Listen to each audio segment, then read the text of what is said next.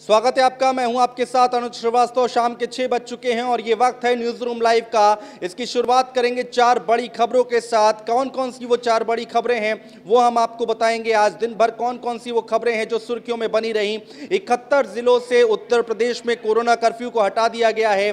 सिर्फ 4 जगह ऐसी हैं, 4 जिले ऐसे हैं जहां पर कोरोना कर्फ्यू को लगाया गया है। और योगी जी जैसा कोई नहीं है, ये स्वतंत्र देव सिंह की तरफ से ये बयान जारी किया गया है। बड़ा बयान है और इन्होंने आके बात बोली है कि बहुत काम किया गया है पिछले 4 साल में उत्तर प्रदेश सरकार की तरफ से। पुलिस को बड़ी कामयाबी मिली है और अलीगढ़ शराब कांड में जो मुख्य आरोपी है ऋषि, उसको गिरफ्तार कर लिया गया है। इसके साथ ही साथ बात करेंगे दिल्ली की, जहां पर घर घर राशन पर जो योजना है उस पर वार पलटवार हो रहा है दिल्ली की सरकार और केंद्र सरकार के बीच में। तो एक एक करके ये सारी खबरें हम आपको बताएंगे, लेकिन उससे पहले आपको बता दें इस वक्त की एक बड़ी खबर है लखनऊ से। जो पहली खबर है वो हम आपको बताते हैं। उत्तर प्रदेश में कोरोना का कहर अब कम होता दिखाई दे रहा है और 71 जिलों से कोरोना कर्फ्यू को हटा दिया गया है। तो ये बड़ी खबर, सबसे पहले हम इस पर बात करेंगे। फिलहाल ये 4 खबरें जो हैं वो हम आपको बता रहे हैं कि दिन भर की आज जो 4 खबरें हैं वो सुर्खियों में बनी हुई हैं। 71 जिलों से हटा है कोरोना कर्फ्यू और कोरोना कर्फ्यू से जुड़ी हुई बड़ी खबर हम बात करते हैं। सबसे पहली बड़ी खबर लखनऊ से है, जहां पर 71 जिलों से कोरोना कर्फ्यू हटा दिया गया है और 4 ऐसे जिले हैं जहां पर अभी कोरोना कर्फ्यू लगाया गया है। कोरोना कर्फ्यू से जुड़ी इस वक्त की बड़ी खबर हम आपको बता रहे हैं। अहम खबर है, यूपी के 71 जिलों से हटा है कोरोना कर्फ्यू। राज्य के सिर्फ 4 जिलों में रहेंगी पाबंदी। लखनऊ मेरठ में जारी रहेगा कोरोना कर्फ्यू। सहारनपुर गोरखपुर को नहीं मिलेगी राहत। तो ये बड़ी खबर हम आपको बता रहे हैं। यूपी में 24 घंटे में मिले हैं मात्र 1100 नए केस। तो उत्तर प्रदेश की अगर हम बात करें तो पिछले 24 घंटे में मात्र 1100 नए केस सामने आए हैं। कोरोना कर्फ्यू से जुड़ी हुई इस वक्त की बड़ी खबर हम आपको बता रहे हैं। उत्तर प्रदेश में 71 जिले ऐसे हैं जहां से कोरोना कर्फ्यू को हटा दिया गया है। पाबंदियां जो लगाई गई थी उस पर छूट दी जा रही है और 4 जिले ऐसे हैं जहां पर अभी कोरोना कर्फ्यू बरकरार रहेगा। कौन कौन सी वो 4 जगह हैं वो हम आपको बताते हैं। लखनऊ, उत्तर प्रदेश की राजधानी लखनऊ में कोरोना कर्फ्यू अभी हटाया नहीं गया है। जो पाबंदियां हैं वो जारी रहेंगी। मेरठ में जारी रहेगा कोरोना कर्फ्यू। जहां पर जिस हिसाब से केसेस निकल रहे हैं उस हिसाब से कोरोना कर्फ्यू को लेकर फैसले लिए जा रहे हैं। सहारनपुर और गोरखपुर में भी कोरोना कर्फ्यू नहीं हटाया गया है।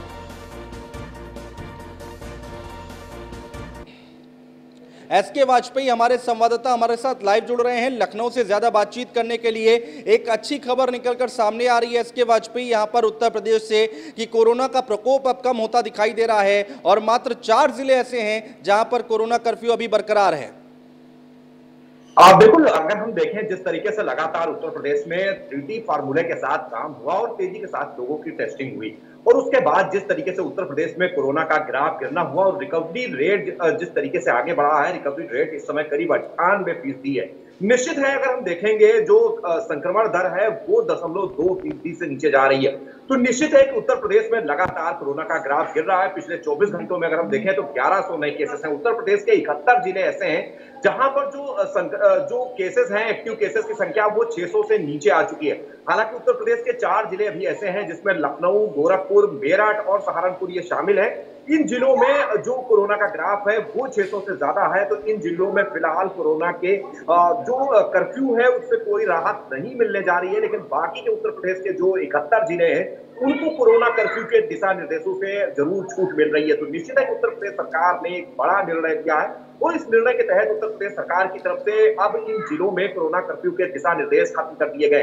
हालांकि अभी इन 71 जिलों में नाइट कर्फ्यू और साथ ही साथ वीकेंड लॉकडाउन जारी रहेगा और लोगों से भी अपील की गई है कि लोग अगर जरूरत हो एसके वाजपेयी, दर्शकों को एक चीज क्लियर कीजिए, एक चीज साफ कीजिए कि जहां पर कोरोना कर्फ्यू हटाया गया है वहां के लिए गाइडलाइंस क्या जारी की गई हैं?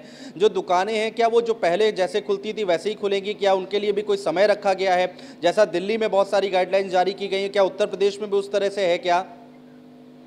बिल्कुल, ये जैसा कि आपने सवाल किया है, इसका विस्तृत शासनादेश उत्तर प्रदेश सरकार की तरफ से जारी हुआ है। उस शासनादेश के अनुसार जो 71 जिले हैं जिसमें जो कोरोना कर्फ्यू खत्म किया गया है, वहां पर नाइट कर्फ्यू और साथ ही साथ वीकेंड लॉकडाउन होगा। जहां तक नाइट कर्फ्यू का सवाल है, वो जिसमें सुबह 7 बजे से लेकर शाम के 7 बजे तक दुकानें खोलने की अनुमति होगी। हालांकि इस दौरान सोशल डिस्टेंसिंग, मास्क और साथ ही साथ सैनिटाइजर का प्रयोग करना अनिवार्य होगा। भीड़ नहीं लगा पाएंगे और इसको लेकर विस्तृत दिशा निर्देश जारी किए गए हैं। मुख्यमंत्री ने आज भी टीम 9 की बैठक के दौरान निर्देश दिया है पुलिस अफसरों को कि वो इस चीज का क्रियान्वयन सख्ती के साथ कराएं कि कहीं भी भीड़ ना हो। जहां जहां भी दुकानें खोलने की अनुमति दी गई है, इस दौरान दुकानें खुलेंगी। हालांकि जो शॉपिंग मॉल्स होंगे, सिनेमा मॉल्स होंगे, स्विमिंग पूल्स होंगे, यहां पर अभी अनुमति इन जिलों में भी नहीं होगी। केवल जो दुकानें हैं उनको खोलने की अनुमति सोशल डिस्टेंसिंग के साथ। ठीक है, इसके वाजपेयी आप बने रहिए हमारे साथ, आगे भी आपसे बातचीत जारी रखेंगे। और यहाँ पर लखनऊ से ही एक और बड़ी खबर आ रही है। बीजेपी प्रदेश अध्यक्ष की तरफ से एक बड़ा बयान निकलकर सामने आया है, जिसमें उन्होंने मुख्यमंत्री योगी आदित्यनाथ की तारीफ की है और उन्होंने कहा है कि योगी आदित्यनाथ जैसा मुख्यमंत्री कोई नहीं है। जितना काम उन्होंने किया है उतना किसी ने नहीं किया है। योगी जी जैसा कोई मुख्यमंत्री नहीं। स्वतंत्र देव सिंह का बयान आया है, योगी जी जितना किसी ने काम नहीं किया है। यूपी में कानून का राज है। राधा मोहन सिंह से मिले हैं स्वतंत्र देव सिंह। यूपी बीजेपी के प्रभारी हैं राधा मोहन सिंह। तो बीजेपी प्रदेश अध्यक्ष स्वतंत्र देव सिंह का बयान, योगी जी जैसा कोई मुख्यमंत्री नहीं है। योगी जैसा कोई नेता मिलेगा? इतना परिश्रमी इस राज्य के अंदर कोई मुख्यमंत्री बना? एक मिनट, कोई मिला है? इतना परिश्रमी मुख्यमंत्री, सप्ताह में 7 दिन, दिन के 24 घंटे। दूसरी बात, उनके आने के बाद अपराध मुक्त हुआ राज्य, ईमानदारी में शासन चल रहा है। मतलब इतने आपने देखा है, सपा बसपा को आपने देखा है अच्छी तरह। इस राज्य को लोग लूट लेते हैं भाई, भ्रष्टाचार की तरह। और एक खानदान चलाता है, सिर्फ एक खानदान पार्टी को चलाता है, पूरा सरकार को चलाता है। और आज मैं कह सकता हूं कि आदरणीय योगी शासन में किसी की नहीं चलती है, केवल कानून का चलता है। आदरणीय योगी जैसा कोई नेता मिलेगा? हमारे साथ लाइव हैं लगातार एसके वाजपेयी। यहाँ पर उत्तर प्रदेश में अटकलों का बाजार बहुत गर्म है। लगातार कयास लगाए जा रहे हैं कि आखिर चल क्या रहा है, और ऐसे में स्वतंत्र देव सिंह का ये बयान अपने आप में बहुत कुछ कहता है। बिल्कुल, निश्चित तौर पर बीजेपी प्रदेश अध्यक्ष स्वतंत्र देव सिंह ने मुख्यमंत्री के बारे में जो चीजें कहीं न कहीं वो कहीं बहुत हद तक कई इशारे करती हैं। बीजेपी संगठन उत्तर प्रदेश जो है वो मुख्यमंत्री के काम से सीधे तौर पर संतुष्ट है, ये चीज उनके बयान से साबित होती है। हालांकि अगर हम देखेंगे तो इसके पहले जब बीजेपी के राष्ट्रीय संगठन महामंत्री बीएल संतोष लखनऊ आए थे और 3 दिन तक उन्होंने बैठकों का दौर चलाया था, उसके बाद जब उन्होंने ट्वीट किया था तो कहीं न कहीं उन्होंने उत्तर प्रदेश सरकार के कोरोना प्रबंधन को लेकर, वैक्सीनेशन को लेकर उत्तर प्रदेश सरकार और सीएम योगी आदित्यनाथ की तारीफ की थी। उन्होंने साफ किया था कि उत्तर प्रदेश सरकार की तरफ से बेहतर प्रयास किए गए। वही बात आप स्वतंत्र देव सिंह ने भी कही कि जिस तरीके से 24 घंटे हफ्ते के 7 दिन मुख्यमंत्री योगी आदित्यनाथ काम कर रहे हैं, लोगों के लिए काम कर रहे हैं, ईमानदारी के साथ काम कर रहे हैं, जो भी अक्यूज्ड हैं उनके खिलाफ में कठोर कार्रवाई हो रही है। अपराधियों से आज पूरे प्रदेश को निजात मिली है, सख्ती के साथ कानून व्यवस्था लागू की गई है। तो बहुत सारी ऐसी बातें उन्होंने बताने की कोशिश की कि कहीं न कहीं कि मुख्यमंत्री जिस तरीके से काम कर रहे हैं, यूपी बीजेपी उन चीजों को पसंद कर रही है। हालांकि कई कयासों के दौर जरूर चल रहे थे, लेकिन चाहे वो स्वतंत्र देव हो या उसके बाद में बीजेपी यूपी प्रभारी राधा मोहन सिंह हो या बीजेपी के संगठन महामंत्री बीएल संतोष हो, कहीं न कहीं उन्होंने अपने ट्वीट और बयानों के जरिए बताने की कोशिश की कि उत्तर प्रदेश सरकार चाहे कोरोना काल रहा हो या बाकी का समय जो काम कर रही है वो जरूर जनता के फायदे के लिए, और संगठन इन सारी चीजों का समर्थन करता है। तो निश्चित एक संदेश जरूर देने की कोशिश उन विपक्षियों को है जो कहीं न कहीं कई आरोप लगा रहे थे, कई सवाल उठा रहे थे। कहीं न कहीं उन सवालों का जवाब इन बयानों के माध्यम से आज बीजेपी प्रदेश अध्यक्ष ने भी दिया है। जी, बहुत शुक्रिया तमाम जानकारी अपडेट हम तक पहुंचाने के लिए एसके वाजपेयी। और बढ़ते आगे बात करेंगे अगली खबर की। खबर अलीगढ़ से है, जहां पर जहरीली शराब पीने के बाद मौतों का सिलसिला थमता दिखाई नहीं दे रहा है और इसके बाद पुलिस ने गिरफ्तारी की है। मुख्य आरोपी को गिरफ्तार किया है। अलीगढ़ में शराब कांड का मुख्य आरोपी जिसकी गिरफ्तारी हो गई है। मामले में कार्रवाई करते हुए पुलिस ने शराब कांड के मुख्य आरोपी ऋषि को गिरफ्तार कर लिया है। इससे पहले पुलिस ने विपिन और कुणाल समेत कुल 40 लोगों को गिरफ्तार किया था। तो बड़ी खबर हम आपको बता रहे हैं, अहम खबर है। शराब कांड में अब तक 17 मुकदमों में 61 गिरफ्तारियां हुई हैं। शराब कांड का मुख्य आरोपी गिरफ्तार कर लिया गया है। अलीगढ़ से इस वक्त की बड़ी खबर, अलीगढ़ पुलिस से ऋषि शर्मा को दबोचा है। और ऋषि शर्मा पर 1 लाख का इनाम घोषित था। तो ये एक बड़ी कामयाबी है। इससे पहले आपको बताएं विपिन और कुणाल समेत कई लोगों की इसमें गिरफ्तारी हो चुकी है। तो बड़ी खबर है, अहम खबर है। अलीगढ़ से एक रिपोर्ट देखिए।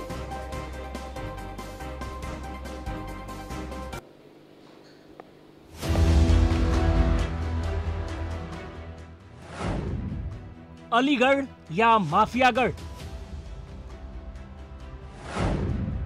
अलीगढ़ को किसने बनाया माफियाओं का सैरगाह? अब गिरफ्त में अलीगढ़ का ऋषि। बेनकाब होगा रहस्य।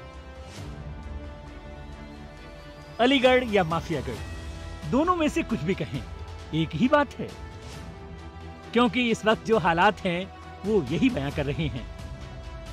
परत दर परत, एक के बाद एक शराब माफिया पुलिस के हत्थे चढ़ रहे हैं और मामले में रोज बरोज तमाम खुलासे हो रहे हैं। अब जहरीली शराब कांड का मुख्य आरोपी ऋषि शर्मा पुलिस की गिरफ्त में आ गया है। पिछले कई दिनों से पुलिस ऋषि की तलाश कर रही थी। जब कई दिनों तक ऋषि का कुछ पता नहीं चला तो पुलिस ने उस पर 1 लाख रुपए का इनाम घोषित कर दिया था। ऋषि शर्मा से पुलिस को कई अहम सुराग मिलने की संभावना है। इससे पहले पुलिस ने बीते सोमवार को 50,000 के इनामी विपिन यादव को भी गिरफ्तार किया था। इस मामले में कुणाल शर्मा समेत 40 आरोपियों को पहले ही गिरफ्तार किया जा चुका है। जनपद अलीगढ़ में शराब से हुई घटना के संबंध में यह अवगत करा दें कि एक बड़ी सफलता अलीगढ़ पुलिस को मिली है, जिसमें 1 लाख के इनामी अपराधी ऋषि शर्मा को पुलिस द्वारा बुलंदशहर बॉर्डर के समीप से गिरफ्तार कर लिया गया है। यह भी विदित हो कि इसमें 50,000 के इनामी विपिन यादव को पूर्व में गिरफ्तार किया जा चुका है। इसके अलावा ऋषि शर्मा के भाई मुनीष शर्मा जो 25,000 का इनामिया था उसको, एवं अनिल चौधरी का साला जो नीरज चौधरी था जो भी 25,000 का इनामी था, उसको भी पुलिस द्वारा गिरफ्तार किया जा चुका है। वहीं ऋषि की गिरफ्तारी के बाद पुलिस को बड़ी कामयाबी हाथ लगी है। अब पुलिस मामले में संलिप्त और लोगों का पता लगाने की कोशिश में जुटी है। आइए ग्राफिक्स के जरिए एक नजर डालते हैं क्या है पूरा मामला। अलीगढ़ में 27 मई को कुछ लोगों ने शराब पी थी। जिन लोगों ने शराब पी थी उनकी तबीयत खराब होने लगी। हालत बिगड़ने पर लोगों को अस्पताल में भर्ती कराया गया, जहां मौत का आंकड़ा लगातार बढ़ता चला गया। अलीगढ़ के खैर जमा समेत कई गांव के लोग जहरीली शराब का शिकार बने। सीएम योगी ने आबकारी और गृह विभाग के अधिकारियों को तलब किया। तमाम निर्देश दिए गए और फिर कार्रवाइयों का सिलसिला शुरू हुआ। 31 मई को सीएमओ ने 71 शवों के पोस्टमार्टम की बात कही। जाहिर है पुलिस की सक्रियता के बाद जहरीली शराब कांड के मुख्य आरोपी को गिरफ्तार कर लिया गया है। लेकिन सवाल उठता है कि जिसकी वजह से, या यूं कहें जिस प्रशासन की वजह से ये जिला माफियाओं का गढ़ है, उन पर अब तक कोई कार्रवाई क्यों नहीं हुई? अगर ये कार्रवाई पहले हुई होती तो आज न जाने कितने अपनों के बीच होते। Bureau report, news 1 India.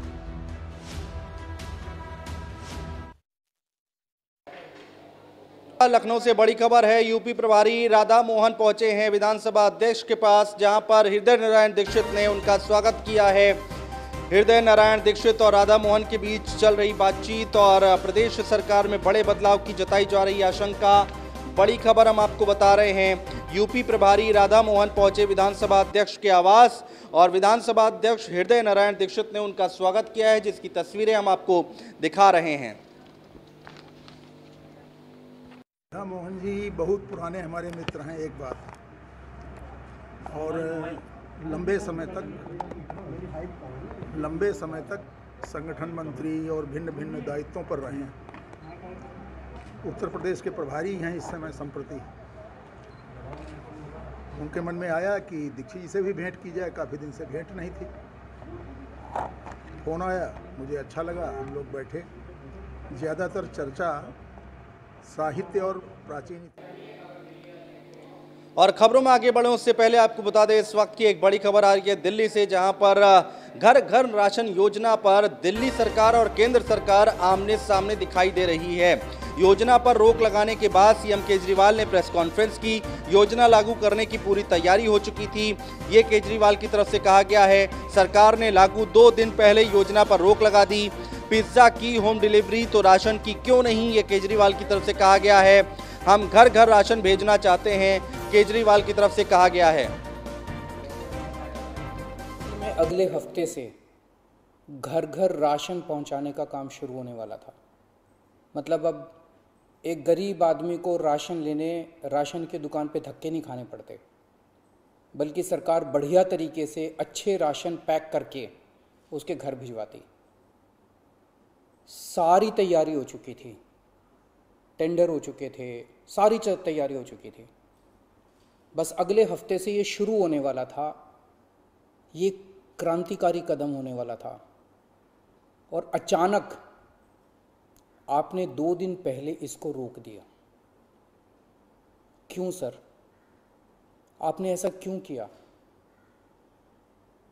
पिछले 75 साल से इस देश की गरीब जनता राशन माफिया का शिकार होती आई है। पिछले 75 सालों से हर महीने फाइलों में जनता के नाम का राशन जारी होता है, पर उनको मिलता नहीं है। अधिकांश राशन चोरी हो जाता है। ये राशन माफिया बहुत ताकतवर है सर, बहुत ताकतवर। आज से 17 साल पहले मैंने इस माफिया के खिलाफ आवाज उठाई थी, इस माफिया को ललकारने की हिम्मत की थी। तब मैं दिल्ली की झुग्गियों में एक एनजीओ में काम किया करता था। उन झुग्गियों में गरीबों को उनका राशन नहीं मिलता था, उनका राशन चोरी हो जाता था। तब हमने हिम्मत की गरीब लोगों को उनका राशन दिलवाने की।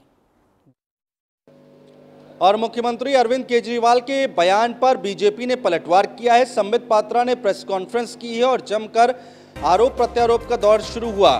बीजेपी प्रवक्ता संबित पात्रा ने प्रेस कॉन्फ्रेंस की है। सीएम दिल्ली की जनता को बरगला रहे हैं, ये संबित पात्रा ने कहा है। दिल्ली सरकार ने 1 नेशन 1 राशन कार्ड को बढ़ाने से मना कर दिया, जिससे हजारों मजदूर आज राशन लेने से वंचित रह गए हैं। तो संबित पात्रा की तरफ से कई सारी बातें कही गई हैं। उन्होंने कहा है कि आज बात रखी है कि मोदी जी दिल्ली की गरीब जनता को उनके अधिकार से वंचित रख रहे हैं और घर घर राशन रोकने की कोशिश कर रहे हैं, जबकि ऐसा नहीं है। ये बात संबित पात्रा ने कही है। बंधुगण, अरविंद केजरीवाल जी ने इस प्रकार से एक पिक्चर पेंट किया कि मोदी जी जो हैं वो दिल्ली की गरीब जनता को जो उनका अधिकार है, उनका राशन है, उससे वंचित रख रहे हैं और डोर टू डोर जो डिलीवरी होनी चाहिए राशन का, कहीं ना कहीं इस डोर टू डोर डिलीवरी को रोकने की कोशिश कर रहे हैं। मित्रों, ऐसा नहीं है। हकीकत क्या है? पहले तो मैं आपको बताना चाहूंगा कि मोदी जी ने अर्थात केंद्र सरकार ने दिल्ली की लगभग 72.78 लाख लोग जो नेशनल फूड सिक्योरिटी एक्ट के अंतर्गत आते हैं, उनके लिए मोदी जी ने क्या किया है और क्या दिया है जहां तक राशन का संबंध है। देखिए, 2 स्कीम है अभी। एक स्कीम है नेशनल फूड सिक्योरिटी एक्ट, जिसको NFSA कहते हैं, और दूसरा स्कीम है प्रधानमंत्री गरीब कल्याण योजना। आप जानते हैं मोदी जी पूरे हिंदुस्तान के 80 करोड़ जनता को मुफ्त राशन मुहैया करा रहे हैं कोविड के समय में। तो ये 2 स्कीम के अंतर्गत दिल्ली में भी जो गरीब बंधु हैं, उनको भी, जो मजदूर हैं, जिनको आवश्यकता है, उनको भी मोदी जी राशन पहुंचा रहे हैं। कितना राशन अभी तक पहुंचाया गया है और कितना पहुंचा है, इसका हिसाब किताब हम देंगे। देखिए, याद रखिए, भारतीय जनता पार्टी हिसाब किताब में विश्वास रखती है, ड्रामा में नहीं। हम चाहते हैं कि हकीकत आपके सामने।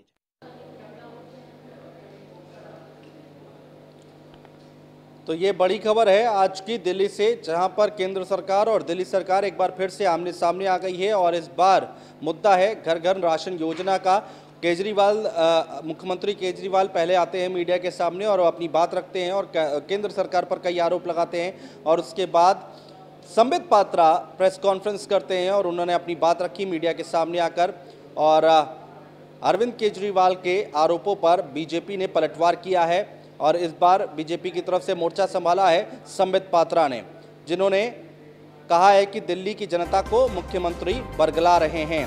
दिल्ली सरकार ने one nation one ration card को बढ़ाने से मना कर दिया, जिससे हजारों मजदूर आज राशन लेने से वंचित रह गए हैं। तो ये सारे आरोप लगाए गए हैं संबित पात्रा की तरफ से। बड़ी खबर है, आज की अहम खबर है, लगातार हम आपको बता रहे हैं।